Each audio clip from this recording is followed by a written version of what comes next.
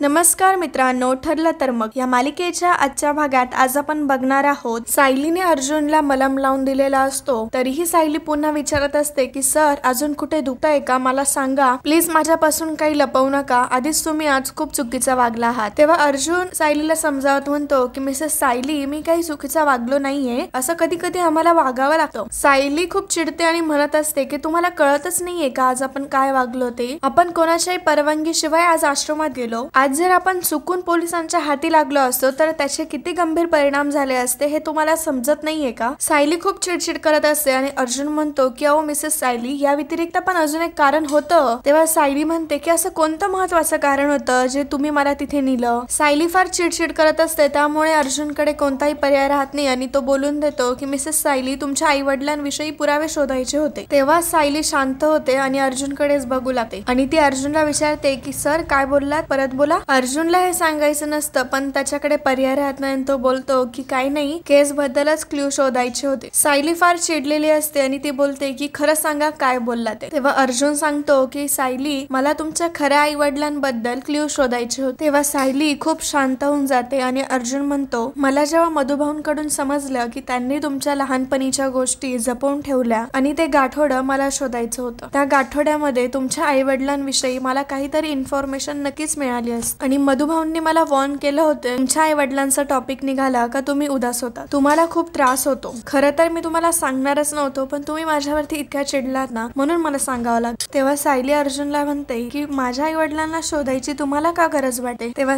अर्जुन म्हणतो की तुम्हाला काही वाटत नाही। तेव्हा सायली म्हणते की नाही। सायलीच्याही डोळ्यात पाणी आलेलं असतं। सायली म्हणते की माझे आई वडील माझ्याकडे आहेत आणि ते म्हणजे मधुकर पाट, खरे आई वडील करत नाही इतकं प्रेम केलंय मधुभाऊंनी माझ्यावर। ती म्हणते की त्यांनी फक्त वडिलांचं प्रेम नाही तर आईची माया पण केली, केवळ मला 12वी पर्यंत शिकता यावं त्यासाठी मधुभाऊंनी रात्रंदिवस एक केली। आणि तेव्हा सायली म्हणते की माझ्या आई वडिलांनी मला वाऱ्यावरती सोडलं, मग त्यांच्यासाठी मी का वाट बघू। सायली म्हणते की मला जन्म कोणीही दिलेला असो पण माझ्यावरती संस्कार आणि प्रेम हे मधुभाऊंनीच केलं। आणि सायली म्हणते की मला खूप आनंद आहे आणि अभिमान आहे की मी त्यांची मुलगी आहे। आणि सायलीचं इतकं मोठं मन व तिचे विचार इतके छान असल्यामुळे अर्जुनला खूप छान वाटतं आणि सायली तितकं बोलून लगेचच तिथून निघून जाते। तर दुसऱ्या दिवशी सकाळी विमल व कल्पना मिळून किराणाची यादी बनवत असतात आणि त्यांना काही गोष्टी आठवत नसतात। तेव्हा कल्पना म्हणते की इथे सायली जर असती ना तर तिने पटपट आठवण करून दिली असती। तितक्यातच विमल म्हणते की थांबा मी त्यांना बोलवून आणते आणि त्याच वेळेस तिथे सायली येते। कल्पना विचारते की काय ग सायली, तू इकडून कुठून आलीस। तेव्हा सायली म्हणते की पूर्ण आजींच्या रूम मधून आले, तिथे जरा आवरावर करून घेतली। कल्पना म्हणते की अगं पण त्या इथे नाही येत, मग कशाला गेली होती। पण सायली म्हणते की त्यासाठीच गेली होते, खरं तर मला त्यांची खूप आठवण येते हो। सायली म्हणते की साफसफाईच्या निमित्ताने का होईना त्यांच्या वस्तूंना स्पर्श करेल। सायलीला पूर्ण आजींची खूप आठवण येत असते। तेव्हा विमल म्हणते की सायली ताई, तुम्हाला त्यांची खूप आठवण येते ना। तेव्हा सायली म्हणते की हो। सायली कल्पनाला म्हणते की पण आई, पूर्ण आजी तर 2-3 दिवसातच येणार होता ना। तेव्हा कल्पना सांगते की अगं मावशींनी त्यांना आग्रह केला त्यामुळे त्यांना नाही नाही म्हणतात। सायली म्हणते की पूर्ण आजी नसल्यावरती घर नुसतं रिकामा रिकामा वाटतं। कल्पना म्हणते की आता पूर्ण आई आल्या ना, मी लगेचच त्यांना सांगणार आहे की तुमच्या नाचुनेला तुमच्याशिवाय काही करमतच नाही, की घरामध्ये इतके माणसं आहे तिला ती दिसत नाहीयेत, परंतु एक माणूस घरात नाहीये ना तर तिला घर मोकळं मोकळं वाटत आणि सगळे हसायला लागतात। तर इकडे प्रिया ही रूम मध्ये बसलेली असते आणि तितक्यातच तिथे नागराज येतो। प्रिया ही पैसे मोजत बसलेली असते आणि नागराज तिथे आलेला बघून ती लगेचच घाबरते व तिचं गाठोडं लगेच बाजूला ठेवून येते। नागराज प्रियाला म्हणतो की ए बाई, तुझ्या गाठोड्यातल्या सगळ्या गोष्टी नीट ठेवल्या ना, चुकून पण अर्जुनला किंवा दादाला काही जर समजलंच तर खूप मॅटर होती। तेव्हा प्रिया म्हणते की नाही हो, सगळ्याचं सगळं मी इकडे घेऊन आली आहे, त्यामुळे तिथं आता गाठोडच नाहीये माझं। तेव्हा तितक्यातच नेमकी सुमन येते आणि विचार की कसलं गाठोडं, आश्रमातून काय घेऊन आली आहेस तू आणि कधी। तेव्हा प्रियाची ततफफ होते पण ती सावरत म्हणते की अगं सुमन काकी, गाठोडं आणलं नाही, आणलं असतं तर किती बरं झालं। तेव्हा सुमन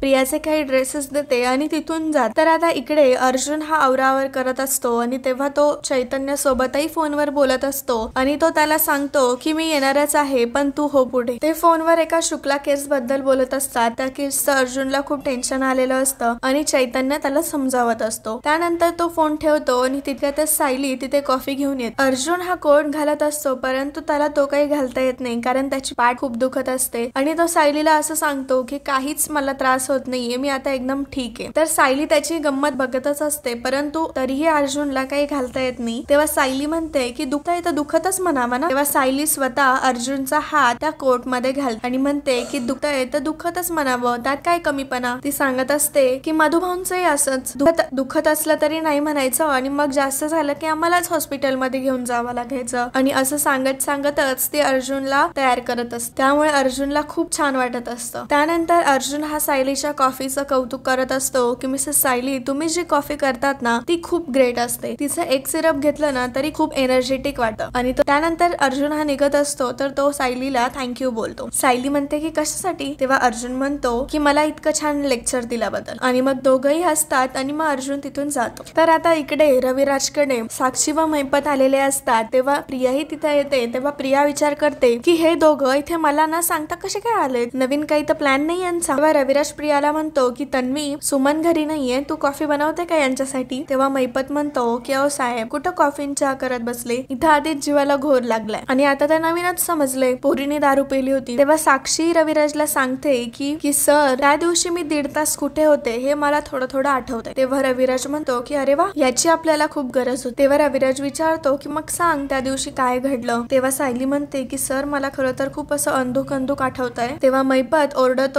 तिला म्हणतो खरं तर तसं हे नाटकच असतं. आणि तो तिला म्हणतो की हो, दारू प्यायली होतीस ना तू, मग त्यामुळे आता तुला स्पष्ट काय आठवणार आहे, सगळं अंधुकच आठवणार आहे, अजून काय बघावं लागणार आहे काय माहिती ह्या बापाला. तर रविराज मैपतला शांत करतो आणि म्हणतो की तुम्ही प्लीज साक्षीला बोलू द्याल का. मग साक्षी तिचा प्लॅन सांगत असते, पटवून सांगत असते एकदम रविराजला की त्या दिवशी मी खूप प्यायली होती, त्यामुळे मला खूप असे वीक इमेजेस आठवत आहेत. मी त्या दिवशी कुठेतरी चालली होती रस्त्यानी, मलाही समजत नव्हतं. आणि ती सांगते की मला असं आठवतंय की तिथे एक लॅम्पपोस्ट किंवा असा खांब, मी गाडी एक्झॅक्टली तिथे थांबवली आणि मग ती त्यांच्या प्लॅन प्रमाणे रविराजला पटवून सांगत असते. प्रिया व नागराजही हे ऐकत असतात आणि त्यांना काहीच समजत नसतं की आता या दोघांचं नेमकं काय शिजतंय. तेव्हा नागराज विचार करतो की हिने तर चांगलीच स्टोरी रचलीये, पण दादा समोर आणि कोर्टात ही कसं मॅनेज करणार. रविराज साक्षीला म्हणतो की साक्षी, तू जिथे गाडी थांबवली होती ती जागा तू परत दाखवू शकशील का. तेव्हा साक्षी म्हणते की मला असं वाटतंय हो, मी त्या जागेपर्यंत पोहोचू शकते. तर आता इकडे विमल ही किचन मध्ये भाजी टाकत असते आणि तितक्यातच तिला फोन येतो आणि तो फोन उचलण्यासाठी ती बाहेर जाते. परंतु तिने भाजीमध्ये मीठ काही घातलेलं नसतं आणि ती तशीच बाहेर जाते. आणि तितक्यातच तिथे सायली येते आणि ती भाजी चाखून बघते तर त्यातच मीठच नसतं. त्यामुळे मग सायली त्यामध्ये मीठ टाक आणि कल्पना ही भाजी निवडत असते. तिथे भाजी निवडण्यासाठी सायली येऊन बसते. त्यानंतर विमलचं बोलून झाल्यानंतर विमलही किचन मध्ये येते आणि विमलला माहिती असतं की मी त्यामध्ये मीठच घातलं नव्हतं. त्यामुळे आता विमल कडून डबल मीठ भाजीत पडतं आणि आता भाजी ही खूप खारट बनणार असते. तितक्यातच अर्जुन तिथे येतो आणि अर्जुन निघणारच तितक्यात त्याला सायली टिफिन भरून देते आणि सायलीने आता ती खारट भाजी ही अर्जुनला टिफिन मध्ये दिलेली असते आणि तोच टिफिन अर्जुन हा घेऊन जातो. तर मित्रांनो, अशा प्रकारे आजचा भाग हा इथेच संपतो. पुढील भागात आपण बघणार आहोत अर्जुनने रूम मध्ये खूप पसारा करून ठेवलेला असतो, त्यामुळे सायली ही खूप चिडचिड करत असते. तेव्हा अर्जुनही चिडतो आणि तो म्हणतो की बस करा, आता बस करा, हा तुमचा खानदानी प्रॉब्लेम आहे का आणि आता मला जरा शांतता हवी. आणि अर्जुन सायलीला म्हणतो आता माझ्याशी बोलायला येऊ नका. तेव्हा सायली ही अर्जुनला म्हणते की ठीक आहे, आता यापुढे मी तुमच्याशी एकही शब्द बोलायला येणार नाही आणि ती तोंडाला कुलूप लावून घेते. तर मित्रांनो, हा व्हिडिओ तुम्हाला कसा वाटला प्लीज कमेंट मध्ये नक्की सांगा आणि सबस्क्राईब केलं नसेल तर प्लीज चॅनलला सबस्क्राईब करा. धन्यवाद.